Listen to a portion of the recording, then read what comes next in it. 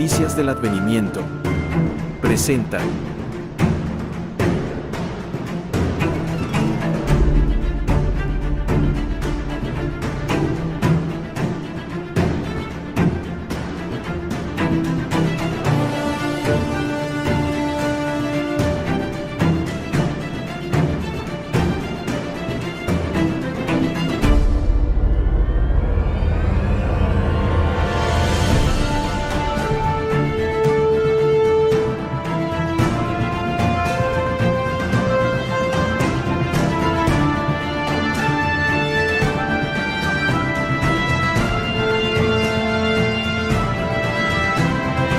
El tiempo del fin.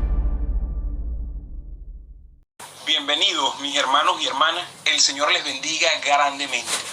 Gracias por escucharnos nuevamente en otro mensaje de la palabra de Dios. Les agradezco enormemente a todos los que nos escuchan por las diferentes redes, por los grupos de WhatsApp, por el canal Señales del Fin en YouTube, en Facebook. En verdad es mi deseo que el Señor les prospere. Pero lo que es realmente el anhelo de mi corazón es que cada uno estemos preparándonos para encontrarnos con el Señor Jesús en las nubes de la gloria. Él está a las puertas, mis apreciados hermanos, y estamos realmente convencidos de ello. Y al reconocer la inminencia de la venida de Cristo, debemos reconocer también, mis hermanos, que ya no hay más tiempo para estar jugando con el pecado en nuestras vidas. Ahora, mis amados, es el tiempo para salir vencedores en el nombre y por el poder de nuestro amado Salvador, Cristo Jesús. Nuestro destino eterno depende de que comprendamos eso. También les agradezco por las oraciones en favor de este ministerio. Son muy necesarias mientras que buscamos la voluntad de Dios y nos encontramos preparando el material y los mensajes que son diseñados para ser presentados por las diferentes redes y mantenerlos informados a cada uno de ustedes de los cumplimientos proféticos y animarlos a cada uno a que estemos listos para lo que pronto ha de suscitarse en nuestro mundo, la segunda venida de nuestro Salvador. Al entrar en nuestro mensaje de hoy, les invito antes de que me acompañen a elevar esta oración a nuestro Dios. Padre Celestial, venimos ante ti hoy con la necesidad de entender tus pensamientos. Deseamos conocer lo que el cielo piensa acerca de los eventos que rápidamente están sucediendo en nuestro mundo de hoy. Al parecer, Señor, vamos de una crisis en otra. Ni siquiera una crisis ha alcanzado su fin y ya está encima la siguiente.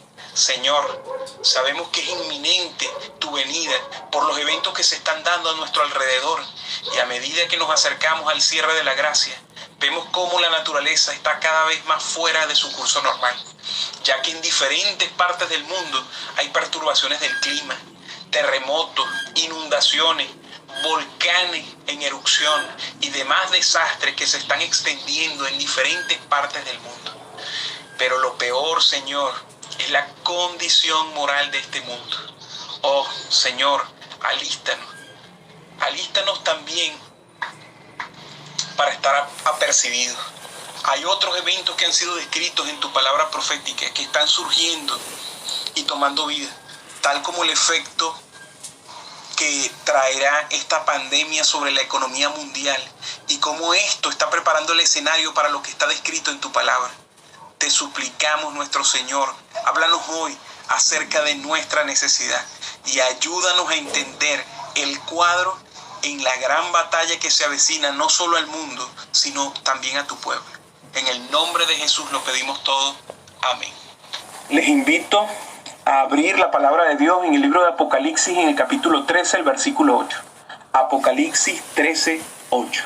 Dice la palabra de nuestro Dios: y la adoraron todos los moradores de la tierra cuyos nombres no estaban escritos en el libro de la vida del Cordero, que fue inmolado desde el principio del mundo. Este versículo, mis apreciados hermanos, nos dice que el objetivo de lo que llamamos hoy la globalización es la adoración universal. Escúchese bien, no puede jamás haber una ley de adoración universal a menos que exista una coalición global que trabaje conjuntamente para controlar a las naciones y al pueblo que vive en ellas. Esa confederación trabaja en conjunto para establecer el gobierno global, la economía global, la educación global y un mecanismo global de obligatoriedad. Y entonces vendrá el paso final, la religión global. Mis queridos hermanos, el objetivo es unir la religión con el Estado a una escala global, de tal manera que las profecías de la Biblia puedan cumplirse.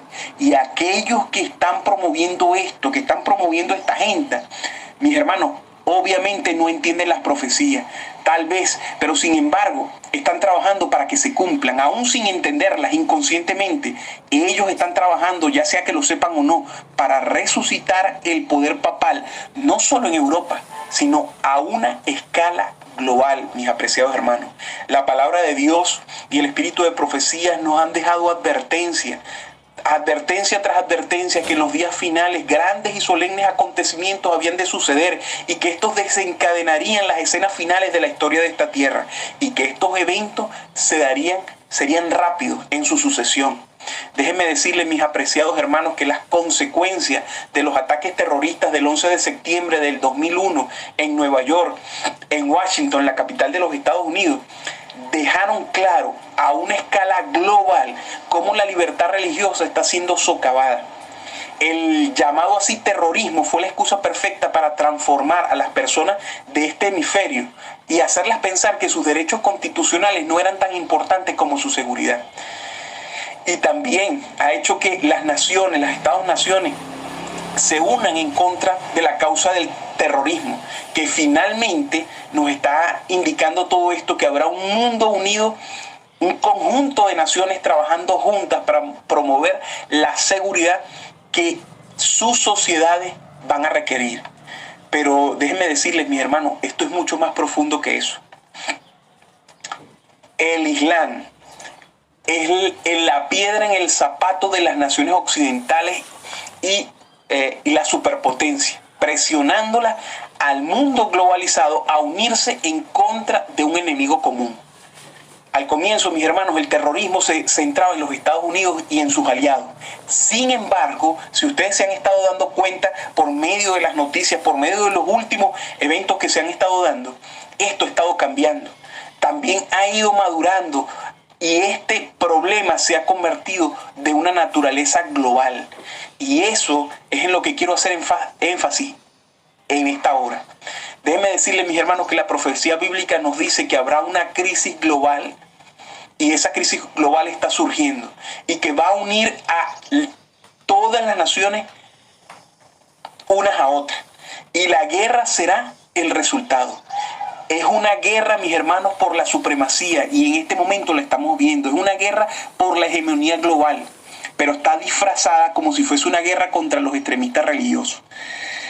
Escuchemos las palabras del profeta Juan cuando habla acerca del cercano futuro. Se encuentran en Apocalipsis en el capítulo 17. Hablando de los poderes globales, de los poderes universales, el apóstol Juan dice en los versículos 12 y 13. Apocalipsis 17, versículos 12 y 13. Los 10 cuernos que viste son 10 reyes que aún no han recibido reino, pero por una hora recibirán autoridad como reyes juntamente con la bestia. Estos tienen un mismo propósito y darán su poder y autoridad a la bestia. Pensemos por un momento, mis hermanos. Esto se está refiriendo a una unidad internacional y a una unidad política global que apoya a Roma. Léalo bien. Les pregunto, ¿no es eso acaso lo que sucedió en el pasado? Hubo una coalición de reinos que apoyaron a Roma durante los 1260 años de lo que conoce el mundo como la Edad Oscura, la Edad Medieval. Y lo llamaron el Santo Imperio Romano. Era una alianza que a menudo estaba en conflicto con las tribus musulmanas y con los jefes militares. Las cruzadas, para todo aquel que ha estudiado la historia universal, fueron el resultado de ese choque de civilizaciones. Pero déjenme decirle, mis apreciados hermanos, que la profecía bíblica también se refiere ahora a nuestros tiempos. Allí en Apocalipsis 17, Juan está viendo en visión a la gran ramera que se sienta sobre muchas aguas. Y en el versículo 3 podemos ver que dice: y vi una mujer sentada sobre una bestia escarlata que tenía 7 cabezas y 10 cuernos, y estaba cubierta de nombres de blasfemia. La mujer representa a la iglesia y una bestia representa a una autoridad civil. Así es que tenemos la unión de la iglesia y el Estado, con la iglesia controlando al Estado. Ese es el efecto de las imágenes que son presentadas por Juan en el libro de Apocalipsis, específicamente en el capítulo 17. Pero pongamos atención que en el versículo 2 dice: con ella han fornicado los reyes de la tierra. Es decir, en otras palabras, ellos están en la cama con la ramera y debido a que ella les da lo que ellos quieren, ella finalmente controla lo que ellos hacen. Déjenme decirles, mis hermanos, que esta coalición final está surgiendo en nuestros días, así como la bestia está surgiendo nuevamente en nuestro tiempo y hasta el Santo Imperio Romano está resurgiendo nuevamente.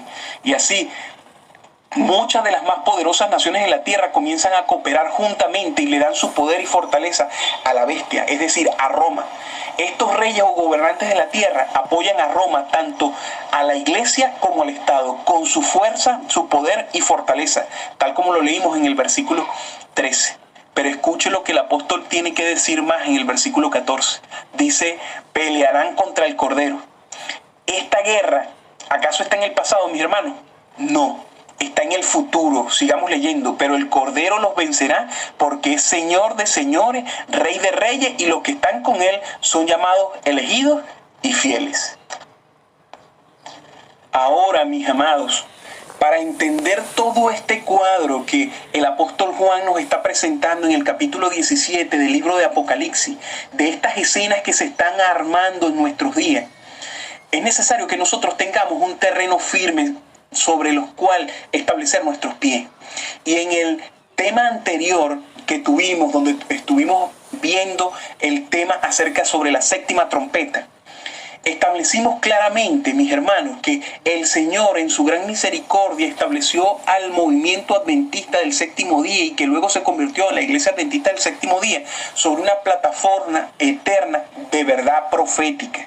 Esa verdad profética, esa plataforma sobre la cual fueron puestos los pies de nuestra iglesia en un principio, pudimos entender que ha sido resumida en los diagramas de 1843 que fueron utilizados por los pioneros adventistas en la predicación del mensaje del segundo advenimiento en torno al año de 1844. Y también encontramos el diagrama de 1850, que fue el diagrama que fue producido luego del chasco de 1844 y que están plasmados allí no solamente el fundamento, sino los pilares del adventismo, las verdades fundacionales que establecieron este movimiento. Y es en base a esto, mis hermanos, que nosotros debemos establecer nuestros pies para poder entender las cosas que aún están por cumplirse en estos días finales. Porque debemos entender, mis hermanos, que así como hay tres poderes en la escena mundial descritos en el libro de Apocalipsis, tanto el dragón, la bestia y el falso profeta, también está junto a estos tres poderes enemigos del pueblo de Dios, que es otro personaje central en los eventos del tiempo del fin. El pueblo de Dios que guarda los mandamientos de Dios y tiene la fe de Jesús. También hay un elemento catalizador que es el que va a traer a la unidad global, de la cual el libro de Apocalipsis 17 nos está hablando. Y ese poder está descrito tanto en el libro de Daniel como en el libro de Apocalipsis especialmente, y es el rol del Islam en la profecía bíblica. Y mis apreciados hermanos, es necesario que nosotros echemos una base, y yo deseo con este tema empezar a echar una base para que en los días siguientes podamos ir estableciendo y darnos cuenta de que muy pronto vivimos en los días en que en medio de esta pandemia que está azotando al mundo, en medio de esta terrible situación de drama, de violencia en la cual nos encontramos, aún, mis hermanos, el mundo va a ser dirigido a escenas más terribles. Y quien nos llevará de la mano, según nos dice la palabra de Dios, será, mis apreciados hermanos, el Islam radical, que será el catalizador, como ya los dije, para esta unidad global de naciones que se unirán para hacer la guerra, no al Islam, sino al llamado así fundamentalismo religioso, y al final al pueblo de Dios que guarda sus mandamientos y que cree en la palabra de Dios tal cual como ella está escrita. Entonces, mis hermanos, es necesario que echemos un fundamento firme, y en esta hora vamos a iniciar estudiando la quinta trompeta. En nuestro siguiente estudio estudiaremos la sexta trompeta, que están en el capítulo 9 del libro de Apocalipsis y que son descritas también por la palabra profética más segura como el primer y el segundo ay.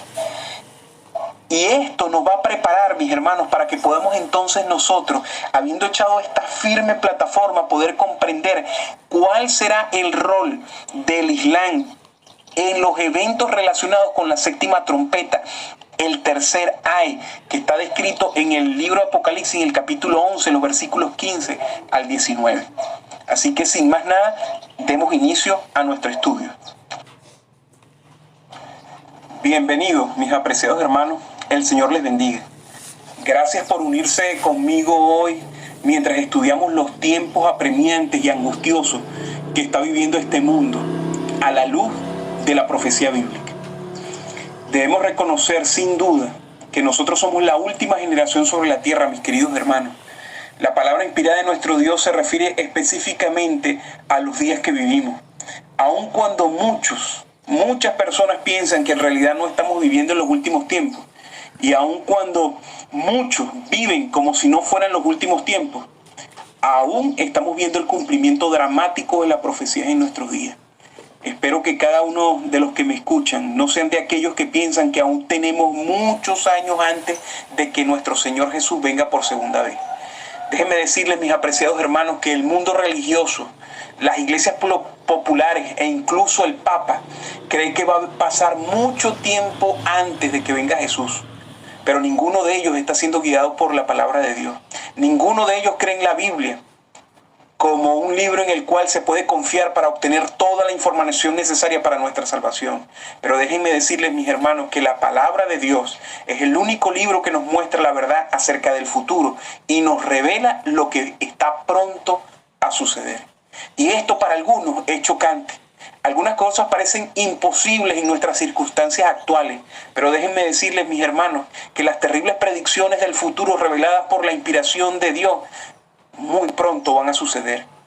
Esa información hace que nuestro corazón se llene de miedo, y si no tenemos un entendimiento más profundo del amor de nuestro Dios y de su protección personal para con los justos, estas horribles eventos que son descritos en su palabra y que pronto van a suceder en nuestro planeta, que son castigos para los impíos y rebeldes, nos llenan de temor. Pero si usted está en Cristo, mi apreciado hermano, no tiene nada que temer. ¿Acaso no estamos agradecidos de que podemos colocar nuestra confianza en la Biblia y en el Dios de la Biblia? Déjenme decirles, mis hermanos, que no tenemos que temerle al futuro. Nuestra confianza en Dios es nuestra ancla en el caos, la confusión y el derramamiento de sangre que solo va a aumentar mientras nos acercamos al cierre de la gracia, mis queridos hermanos.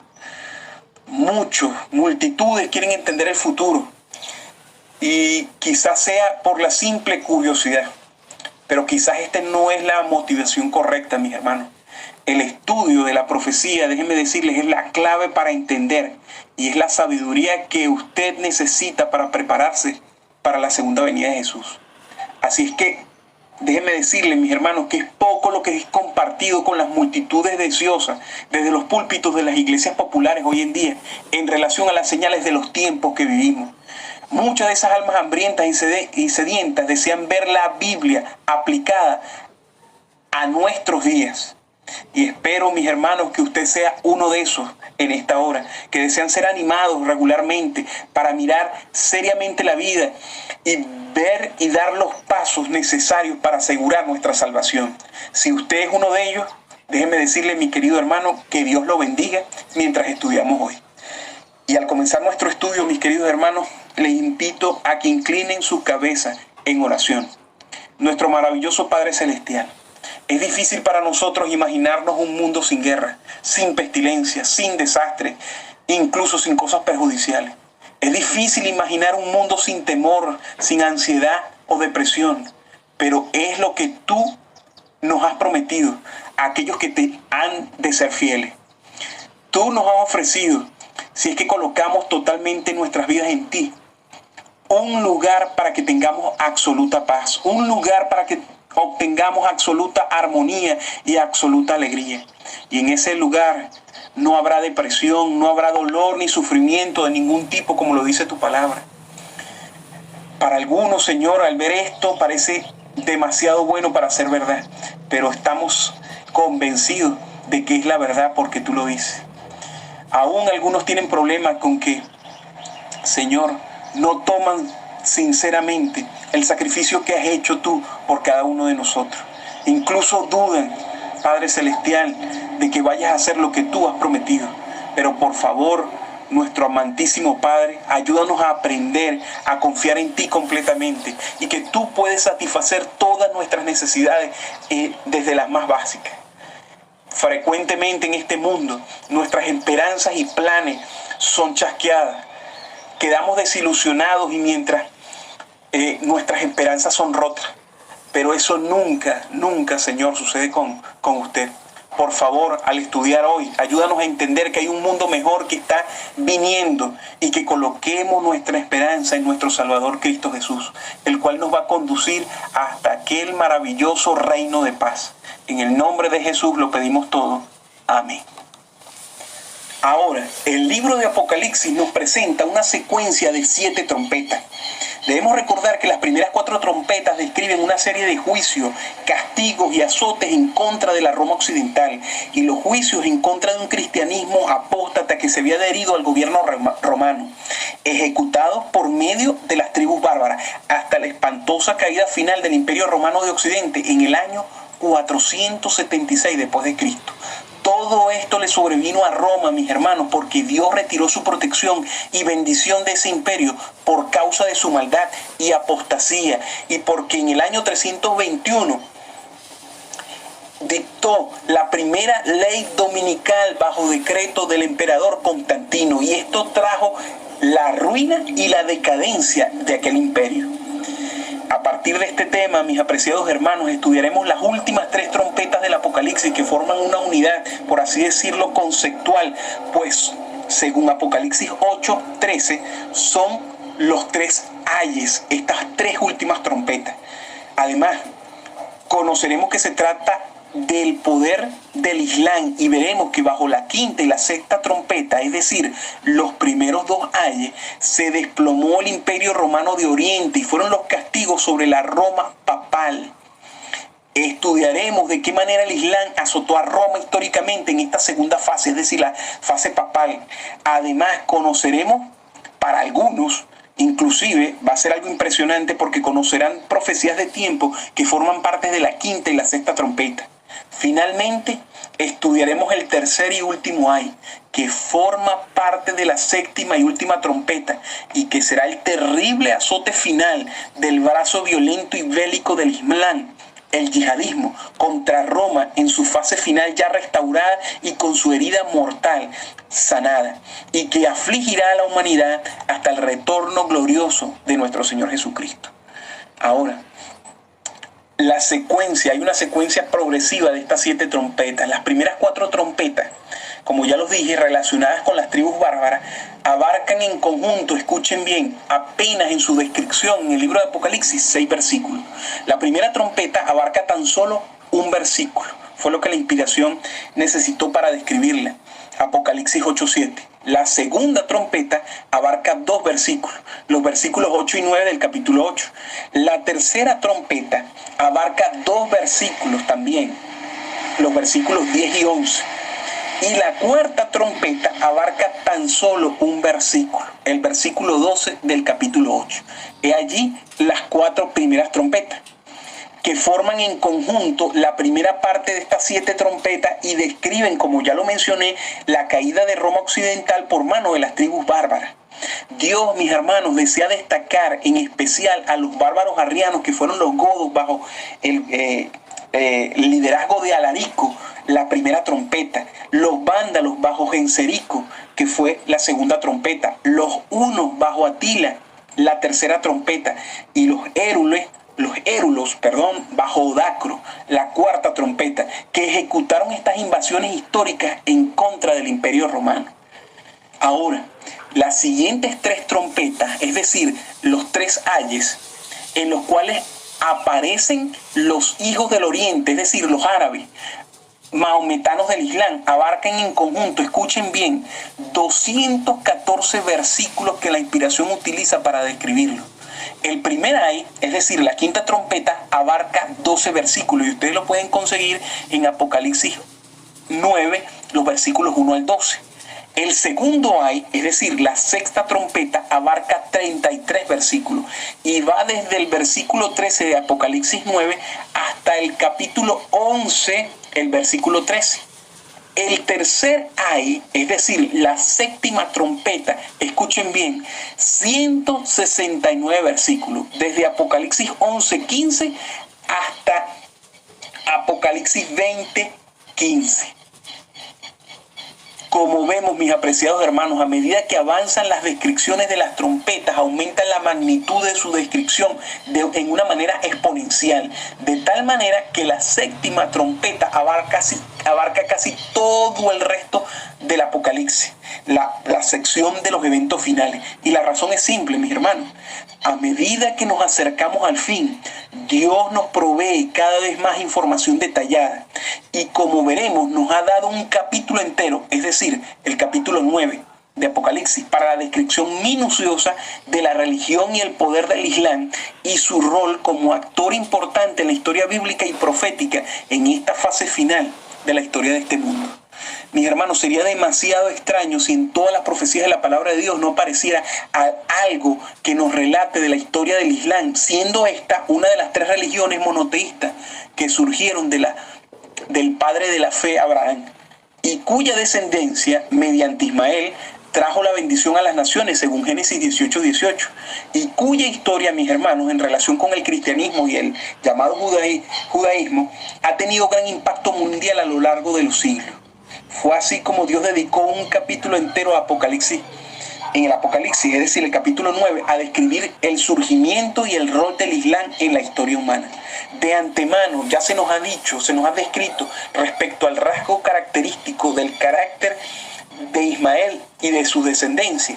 La palabra de Dios nos dice que en Génesis 16, el versículo 12, nos dice que él será hombre fiero, su mano será contra todos y la mano de todos contra él, y delante, es decir, en contra de todos sus hermanos habitará. Génesis 16:12. Ahora bien, el Islam es un movimiento religioso que surge a partir del siglo VII, a partir del año 600 de la era cristiana. Y a principios del año 600 surge el Islam con un movimiento que reúne a los ismaelitas, a los descendientes de Ismael, descendientes de Abraham, también a los cuales Dios le hizo una promesa de que iban a ser una gran nación, de que nadie la podía contar y que iba a ser una nación sobre todo guerrera, una nación que iba a pelear contra todos. Y es algo de eso lo que se describe en Apocalipsis capítulo 9, como este gran ejército de langostas que atormentaría y dañaría a aquellos que no rehusarían adorar las estatuas, las fornicaciones y las hechicerías. En Apocalipsis 9 se nos presenta el toque de la quinta y de la sexta trompeta, o el primer y el segundo ay de Apocalipsis.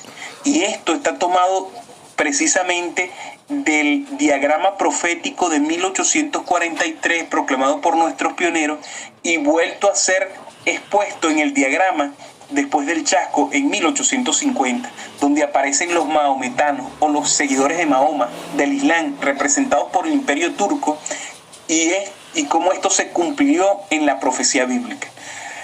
Pero primero déjenme decirles que los ismaelitas tienen un papel muy importante en la historia bíblica. Y vamos a dar 3 ejemplos de eso.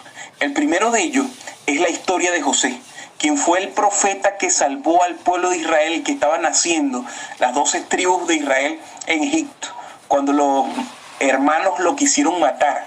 Lo iban a echar en un pozo y lo iban a dejar que se muriera allí. Pero pasaron los ismaelitas de manera providencial y lo llevaron y lo vendieron a Egipto como esclavo.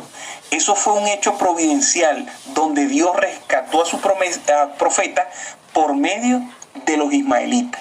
Otro hecho importante Es la visita de los sabios de Oriente, como lo dice la tradición, los Reyes Magos.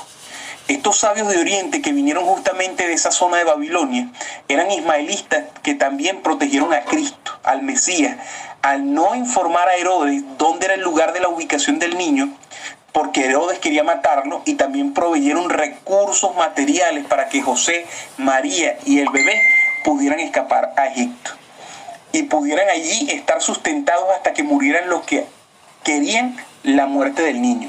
Así que vemos allí por lo menos dos ejemplos bíblicos que tenemos, pero hay un ejemplo más reciente que tiene que ver con el Imperio Turco, la Reforma Protestante que se dio alrededor de los años 1500 en adelante, el gran movimiento de reforma, especialmente en la época de Lutero.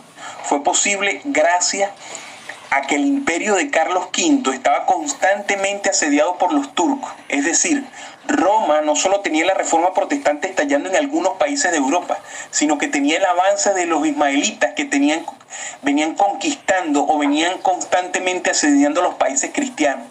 O sea que los ismaelitas fueron el gran poder equilibrador que mantuvo para que no se extirpara para siempre al pueblo de Dios. Contuvo a Roma para que ésta no exterminara para siempre al pueblo de Dios.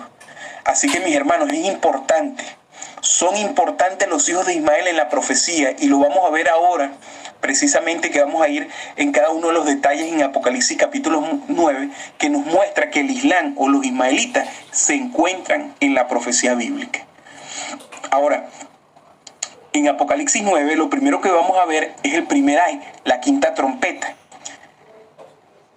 Obviamente, lo que vamos a tener es un resumen.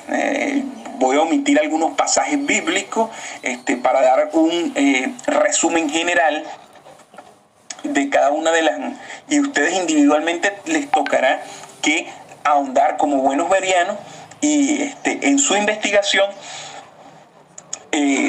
completar aquellas cosas que dejemos por fuera en este análisis.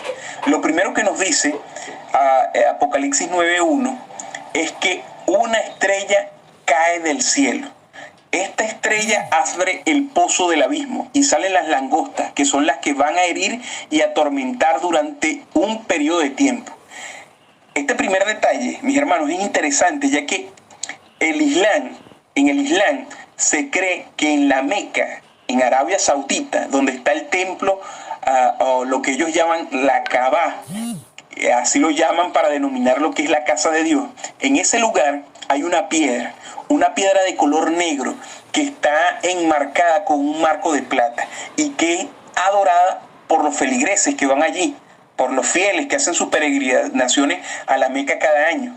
Y esa piedra, según la tradición, es una piedra de meteorito, es una piedra que descendió del cielo, y hay toda una historia, una tradición sobre que fue entregada a Abraham, etcétera, etcétera, etcétera. Toda una historia sobre esa reliquia, que una de las reliquias más importantes del Islam es un meteorito, una piedra de meteorito, supuestamente.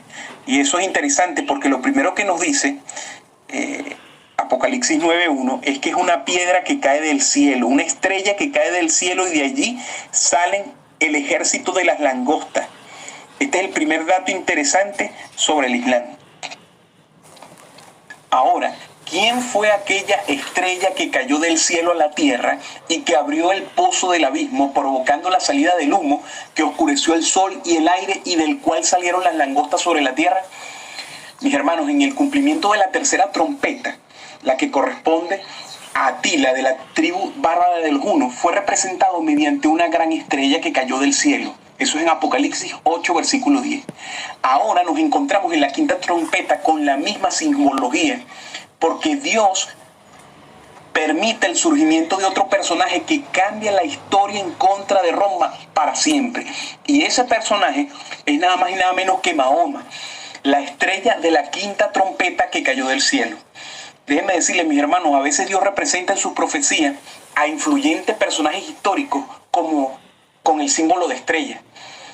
Tan solo recordemos, hace un momento lo mencioné, la historia de José, cuando él tuvo un sueño profético, y en ese sueño vio a sus padres simbolizados con el sol y la luna, y a sus hermanos se les asignó el símbolo de estrella, que se inclinaban delante de él. Eso lo encontramos en Génesis, en el capítulo 37, De allí el libro de Génesis.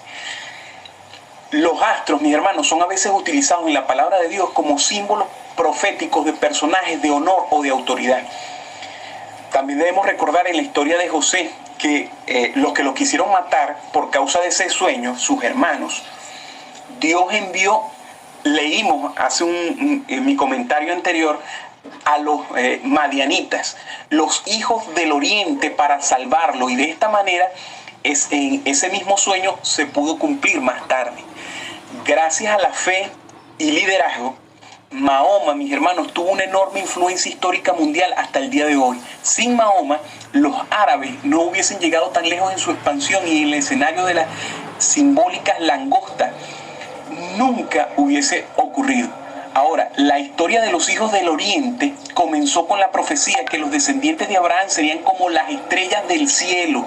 ¿Se acuerdan? Refiriéndose tanto a las tribus de Israel como también a las tribus de Ismael. Eso lo pueden buscar en Génesis 15, en Génesis 16, los capítulos, Génesis 17, en el capítulo 21, en el capítulo 18. Voy a dejar allí los textos para que ustedes lo puedan corroborar. Como hijos del oriente, Mahoma podía rastrear su genealogía hasta Ismael, incluso Abraham. Ahora, hay otros detalles que confirman la simbología de esta estrella profética, que es el Islam. Y son los siguientes. Ya uno de ellos lo mencioné como algo interesante. Mahoma estableció un culto alrededor del santuario de la Meca como ejemplo práctico para la fe de Abraham. Y como ya mencioné, la piedra negra en la esquina de esta cava es un meteorito, es decir, una estrella que cayó del cielo. Segundo, y un elemento muy interesante, la estrella además es un símbolo principal en la religión del Islam. Está presente en muchas de las banderas de los países perteneciendo al mundo islámico y aparece encima de muchas de sus mezquitas. De la misma manera como la cruz es un símbolo del cristianismo y aparece en muchas banderas de naciones cristianas y encima de muchas iglesias cristianas, sobre todo las católicas. Continuamos. La descripción de la quinta trompeta menciona 2 veces la palabra langosta, que como sabemos salen del desierto arenoso de Arabia y son un símbolo bíblico para los hijos del oriente. Apocalipsis 9:3 dice que salen las langostas, un ejército de langostas que salen para herir y para atormentar. Ahora, si vamos a Jueces capítulo 7, versículo 12, allí se menciona que los hijos de Oriente o los ejércitos de los hijos de Oriente se les llama langosta. Jueces 7:12 dice, y los madianitas, los amalecitas y los hijos de Oriente estaban tendidos en el valle como langostas en multitud, y sus camellos eran innumerables como la arena que está a la ribera del mar en multitud. Si damos vuelta la página, en el capítulo 6, los versículos 3 y 5 nos vuelven a decir, pues sucedía que cuando Israel había sembrado, subían los madianitas y amalecitas y los hijos de Oriente contra ellos, subían y los atacaban, y acampando contra ellos, destruían los frutos de la tierra hasta llegar a Gaza, y no dejaban que comer en Israel ni ovejas, ni bueyes, ni asnos, porque subían ellos y sus ganados, y venían con sus tiendas en grande multitud, como langostas. Ellos y sus camellos eran innumerables, así venían a la tierra para devastarla. Mis queridos hermanos, estamos hablando justamente de los hijos del oriente y de los ismaelitas y de muchas de estas tribus que habitaron en el desierto durante siglos, que antes del Islam, antes de que surgiera el Islam, en el año 600 de la era cristiana, los árabes, los ismaelitas en general, y una gran cantidad de naciones que compartían esta característica, tenían solamente 3 religiones. O eran cristianos, o eran judíos, o eran paganos. Así que los árabes se alineaban en alguna de estas 3 formas de creencia hasta que el Islam, en el año 600 de la era cristiana, los empezó a reunir, los empezó a juntar bajo una sola bandera, que era la del profeta Mahoma. Entonces las langostas tienen que ver con eso, con los ejércitos de los hijos de Oriente. Apocalipsis 9:5 dice, y les fue dado no que los matasen, sino que los atormentasen 5 meses, y su tormento era como tormento de escorpión cuando hiere al hombre.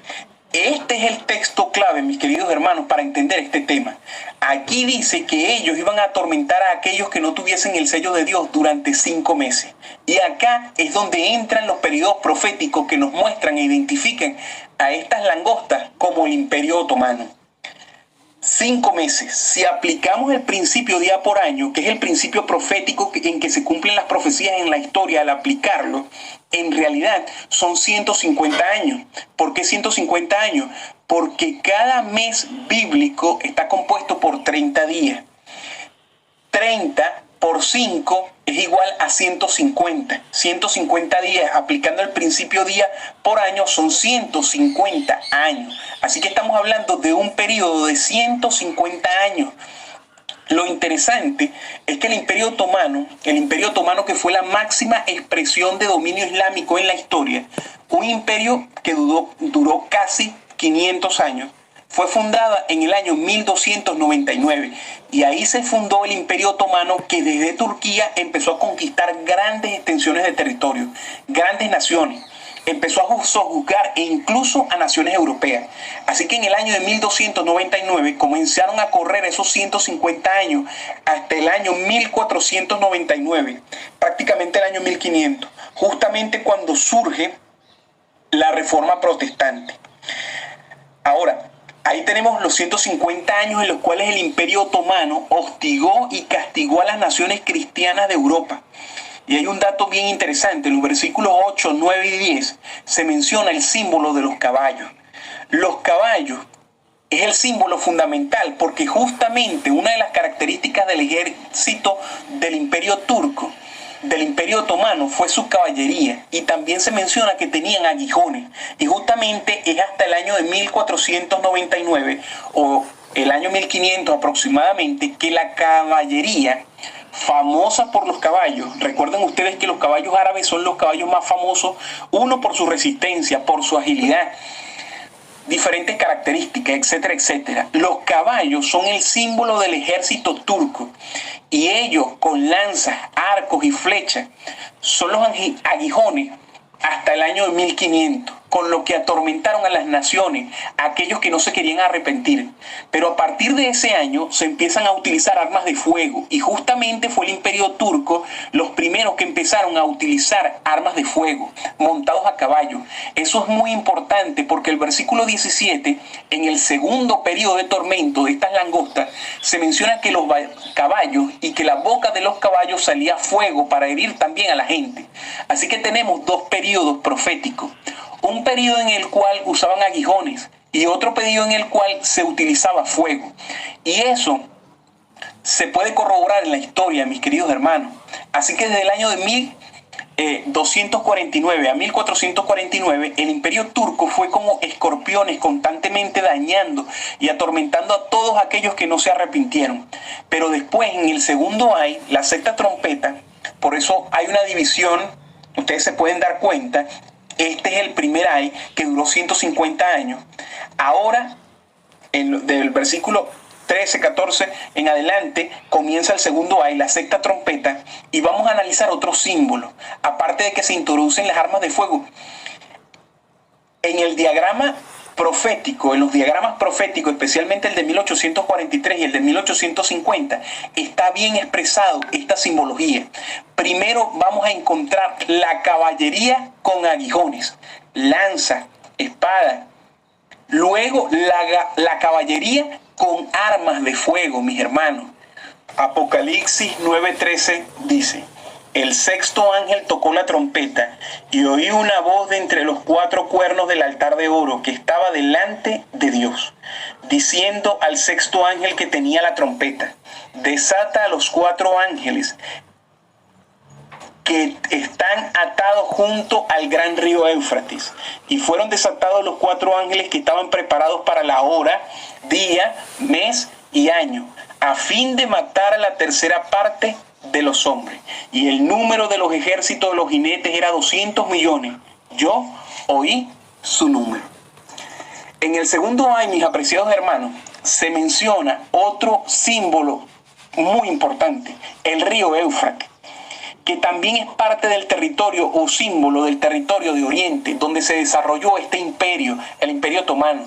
Y el versículo 15, como acabamos de leer, se menciona el otro periodo de tiempo, el otro lapso de tiempo profético dado en esta trompeta, que son una hora, un día, un mes y un año. Esto también es muy interesante. ¿Por qué? Porque si se aplica el principio de día por año, como lo hemos hecho a todas las profecías de la Biblia, las profecías bíblicas, si se aplica el principio de día por año, esta expresión de tiempo, vamos a colocarlo de esta manera. Un año es igual a 360 días, que es lo que está compuesto el año en la Biblia, 360 días. Un mes es igual a 30 días. Un día es igual a un día. Ahora, una hora son 15 días literales. Lo vamos a dejar fuera porque no abarca el periodo completo de un año. Pero si aplicamos el principio de día por año, tenemos 391 años. Si al periodo de 150 años, que ya hemos visto en la quinta trompeta, le sumamos 391 años, acá es donde se pone interesante el tema y partimos desde el año de 1499, que nos lleva este periodo sumado al anterior de tormento, nos lleva al año de 1840. Y acá es donde todo encaja en su lugar. 1840 es el año en que cae el Imperio Otomano, es el año en que el Imperio Turco se coloca bajo la tutela de las naciones cristianas de Europa. Así que tenemos en la historia fechas corroborables. Tenemos primero el año de 1299 como el comienzo del Imperio Otomano. Tenemos el año de 1499 cuando se introducen las armas de fuego en la caballería de guerra del Imperio Turco. Y después tenemos el año de 1840, la caída del Imperio Otomano.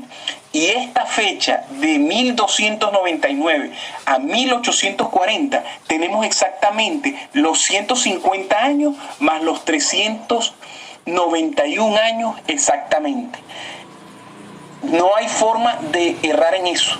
Y acá tenemos al Imperio Turco, que como nación, que como reino fue usado de alguna manera por Dios, y quiero que esto es algo importante, Dios lo utilizó de alguna manera para equilibrar el poder de Roma. A medida que Roma fue creciendo, el Imperio Turco fue creciendo también y fue un contrapeso para contener al poder del papado. Y los versículos 20 y 21 de este capítulo dicen que los que sobrevivieron a estas plagas aún no se arrepintieron y no dejaron de adorar sus estatuas, su idolatría y de hacer sus hechicerías, sus fornicaciones y sus hurtos. Es interesante porque justamente la religión católica romana es una de las cosas que se caracteriza es por la idolatría, por la utilización de imágenes, estatuas, etcétera, etcétera. De hecho, recientemente, en los últimos años, ha habido un resurgir, escúchenlo bien, del Islam, pero ese resurgir del Islam es como consecuencia del resurgir de Roma. Dios equilibra las cosas. Roma recibió una herida mortal cuando la Revolución Francesa en el año 1798 le dio la herida mortal, pero esa herida mortal ha ido sanándose hasta nuestros días. Y en el año de 1989, que es un hito profético, 1989, porque cuando Roma se une, entra en una alianza con los Estados Unidos para derrocar a la entonces Unión Soviética, para hacer caer a la Rusia comunista, allí empezó a ascender Roma. La popularidad de Juan Pablo II, que fue hasta hace muy poco, mis hermanos, Benedicto XVI, y ahora la superpopularidad del Papa Francisco. O sea, esto es su ascenso de Roma. Así que a partir del 11 de septiembre del año 2001 comenzó el ascenso del Islam. El ascenso del Islam primero, en aquel entonces con Al Qaeda, y después hasta la actualidad con ISIS, con lo que se conoce como el Estado Islámico, o sea, el Islam. El Islam, mis hermanos, es un equilibrio para contener el poder de Roma. Apocalipsis 17:18 nos dice: y la mujer que viste es aquella gran ciudad que reina sobre los reyes de la tierra. Piensen en esto por un momento, mis amados. La Biblia nos está diciendo que los reyes gobiernan sobre las multitudes del mundo.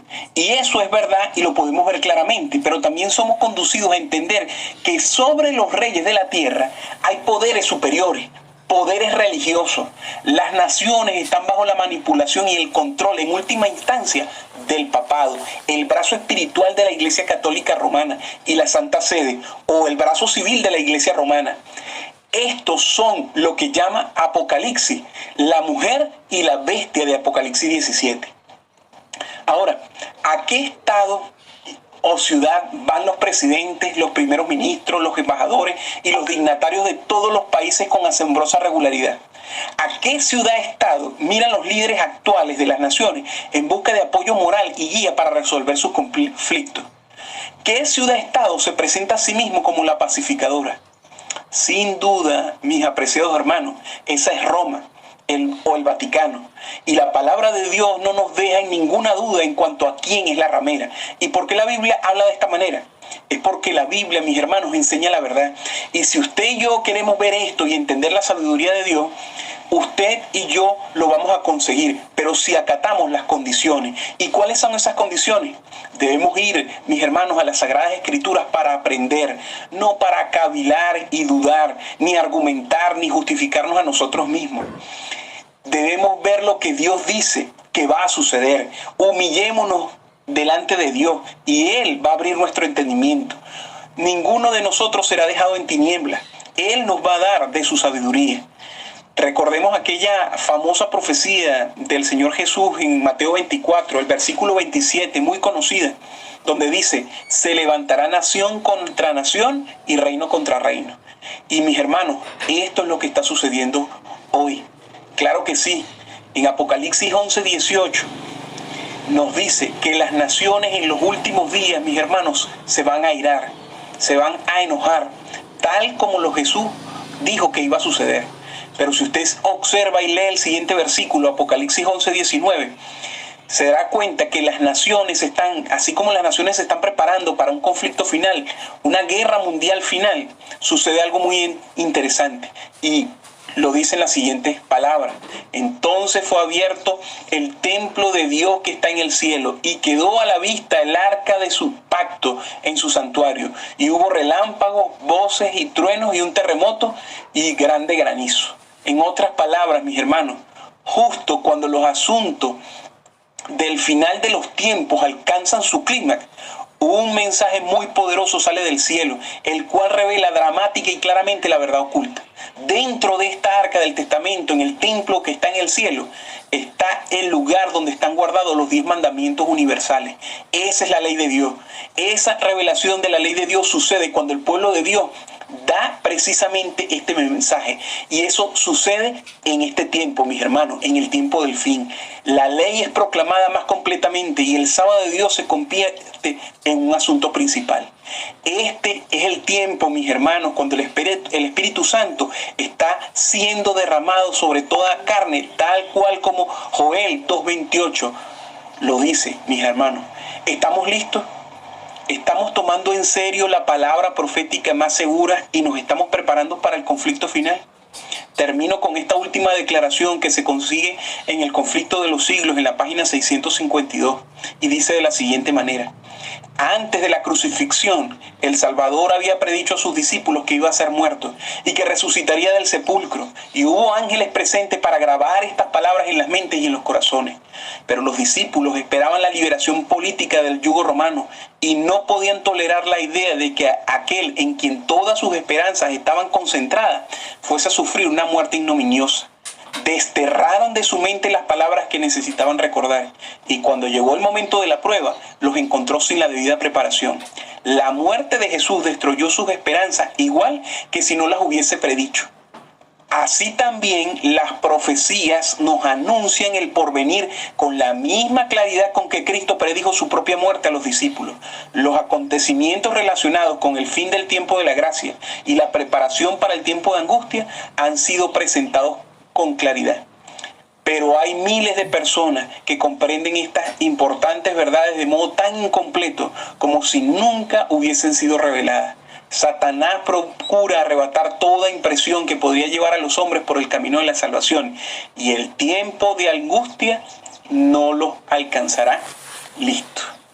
Mis hermanos, ya hemos entrado en este tiempo de angustia previo. Las multitudes se niegan a recibir las verdades bíblicas porque estas son contrarias a los deseos de sus corazones pecaminosos y mundanos.